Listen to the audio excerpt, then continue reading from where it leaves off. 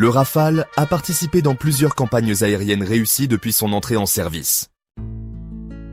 Voici un aperçu de ses principales interventions opérationnelles. En mars 2011, la France engage ses forces aériennes dans le cadre de l'intervention internationale en Libye, sous mandat de l'ONU, pour stopper la répression sanglante du régime de Mouammar Kadhafi. Le Rafale entre alors pleinement en scène. Dès le 19 mars, il effectue les toutes premières frappes françaises contre les forces pro-Kadhafi, ciblant une colonne blindée en approche de Benghazi. Opérant depuis la base aérienne de Solenzara en Corse et à partir du porte-avions Charles de Gaulle, le Rafale démontre ses capacités multirôles, supériorité aérienne, frappe air-sol, reconnaissance et coordination avec les autres vecteurs de la coalition. L'utilisation d'armements de précision comme les bombes AASM ou GBU et la nacelle de reconnaissance RECO-NG prouvent la maturité technologique de l'appareil. Cette campagne renforce considérablement la réputation du Rafale à l'international. Début 2013, face à une offensive éclair des groupes djihadistes au nord du Mali, la France déclenche l'opération Serval à la demande des autorités maliennes. Le Rafale intervient de manière spectaculaire dès les premières heures des chasseurs d'école de la base de Saint-Dizier, parcourt près de 3000 km avec plusieurs ravitaillements en vol et frappe des cibles stratégiques autour de Gao et de Tombouctou. Cette mission, inédite par sa distance, montre la capacité de projection de la France et l'endurance de son aviation de chasse. Sur place, le Rafale poursuit les opérations de manière régulière, appuyant les troupes au sol, détruisant des véhicules, des dépôts logistiques et des positions djihadistes. Dans un théâtre désertique, avec une adversité mobile et dispersée, l'avion fait preuve d'une grande efficacité opérationnelle et d'une précision redoutable. À partir de 2014, la France rejoint la coalition internationale contre l'État islamique.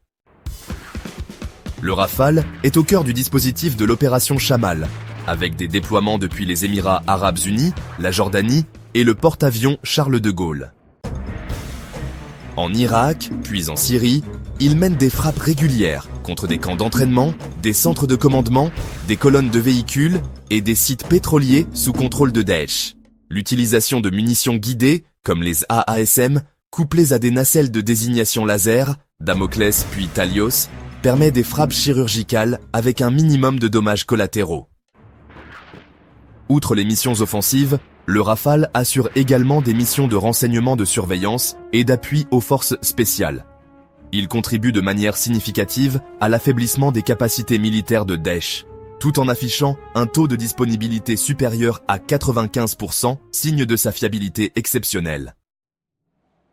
Bien que moins médiatisé, le rôle du Rafale en Afghanistan est significatif. Engagé dans le cadre de l'opération Héraclès, l'avion opère essentiellement depuis le porte-avions Charles de Gaulle. Il effectue des missions de reconnaissance et d'appui aérien rapprochées au profit des troupes françaises et de la coalition de l'OTAN.